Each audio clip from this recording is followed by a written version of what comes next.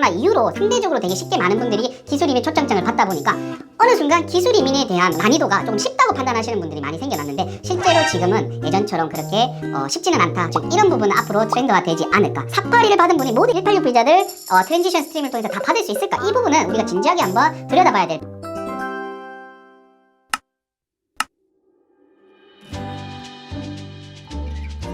안녕하세요. 수월 유학 이민의 김남호 이민 법무사입니다. 새로운 파이낸셜 이어의 호주 이민 정책이 어떻게 나아갈지에 대한 문의를 많이 주시는데요. 오늘은 주관적인 저의 의견을 객관적인 데이터를 바탕으로 조금 말씀드리려고 합니다. 여러 가지 비자들이 있지만 우선은 제가 조금 크게 몇 가지 비자를 좀 카테고리로 나눠서 설명을 드리겠습니다.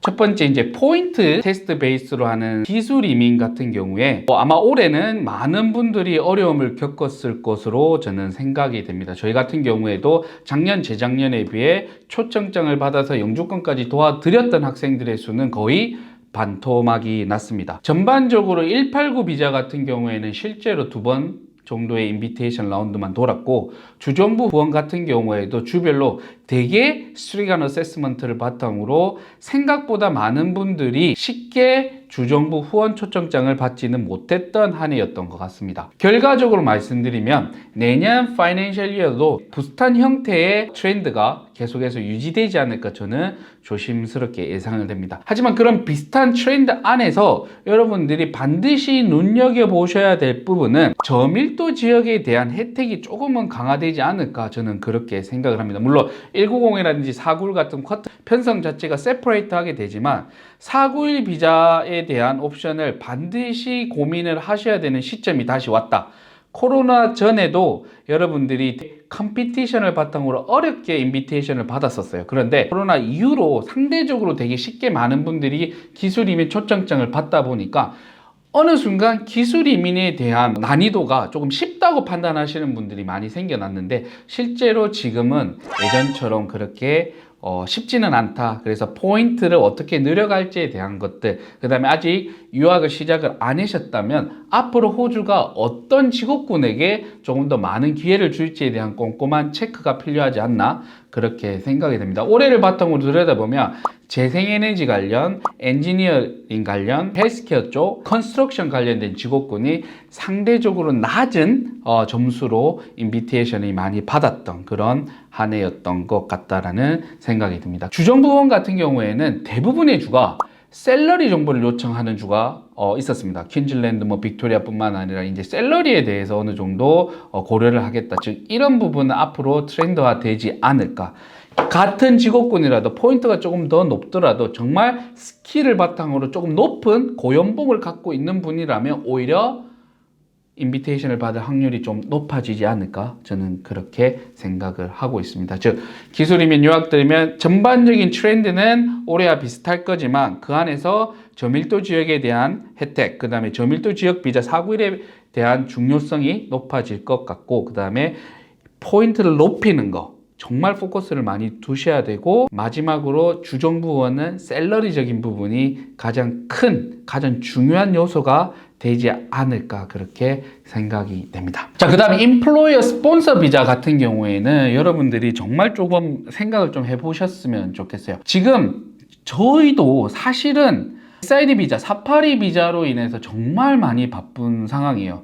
그만큼 SID 비자에 대한 신청자가 엄청나게 급증을 하면서 SID 비자에 대한 거절도 상당히 많아진 걸로 보이고 있습니다. 그런데 신청된 넘버가 너무 많기 때문에 일단 어느 정도 거절이 된데도 예전에 비해서 엄청나게 많은 SID 비자 홀더들이 이미 호주에서 고용주 후원을 통해서 일을 하고 영주권을 준비하고 있습니다. 하지만 186 비자, 482를 받은 분이 모두 186 비자들 트랜지션 스트림을 통해서 다 받을 수 있을까? 이 부분은 우리가 진지하게 한번 들여다봐야 될 필요성이 있는 부분이라고 생각이 됩니다. 자, 482 비자 받은 넘버만큼 186 비자, 영주 비자를 줄 수 있는 능력이 호주 정부는 지금 안 됩니다. 쿼터적으로 제한이 있기 때문에 186 비자에 대한 심사가 좀 까다로워질 전망이고, 그렇다면 그 회사의 재정적인 부분, 이제 소규모 업장에서 파이낸셜적으로 어려움이 있다라면 ENS적으로 갈 때 그런 부분에서 이제 노미네이션이 거절될 확률도 있다. 그 다음에 포지션에 따른 추가적인 리스폰시빌리티 이런 것들이 조금 검토가 되어야 되지 않나 이렇게 조금 생각이 되고 있습니다. 그러면 나는 어떻게 준비해야 되냐? 요즘 트렌드가 어느 순간 많이들 바뀌고 있어요. 내가 482를 받아서 186을 준비하고 있더라도 꾸준히 기술 심사를 통해서 기술 이민으로 접근을 해놓고 준비를 해놓는 분들도 늘어나기 때문에 본인의 직업군에 따라서 혹은 고용 후원 받은 이제 비즈니스의 그런 카파시티에 따라서 고민을 하셔서 기술 이민 준비를 계속해서 이어나가는 그런 방법도 여러분들에게 하나의 좀 중요한 포인트가 되지 않을까 그렇게 생각을 하고 있습니다. 그 외적으로 이제 파트너 비자 같은 경우에는 많은 분들이 법무사님 영상에서 3개월, 6개월 만에 나온다고 했는데 왜 이렇게 안 나오나요? 라고 많이 문의를 주세요. 그래서 지금은 뭐 820이 되었든 309가 되었든 일단 임시 비자 자체 기본적으로 1년 정도의 심사 소요 시간이 걸리고 있습니다. 근데 불안해 하실 필요는 없다라고 말씀을 드려요. 왜냐하면 코로나 전에는 기본적으로 원래 1년 이상 걸렸던 게 820, 309 비자이기 때문에 시간이 조금 더 걸린다라는 거지 그 부분에 대해서 거절로 많이 이어진다 이런 트렌드는 아니에요. 아까 SLD 양상이랑 조금 비슷한 트렌드는 아니기 때문에 조금 오래 걸리더라도 잘 준비해서 로찌가 되었기 때문에 걱정 없이 조금 기다려 주시면 좋은 소식이 곧 들릴 거다 이렇게 말씀을 드리고 있고요. 그 다음에 신청일로부터 2년이 지나서 세컨드 스테이지 801이라든지 100 비자 영주 파트너 비자를 진행할 때도 예전에는 3개월에서 6개월 안에 영주 파트너 비자가 나왔다면 영주 파트너 비자도 6개월 이상은 걸리고 있다 라고 조금 이해를 해 주시면 좋을 것 같습니다. 실제로 영주 파트너 비자를 진행할 때 추가 서류 요청이 조금 많아지고 있기 때문에 예전처럼 그냥 충분히 내가 820 잘 받았다면 801 비자, 영주 파트너 비자를 잘 받을 거다 이렇게 너무 안심하시지 마시고요.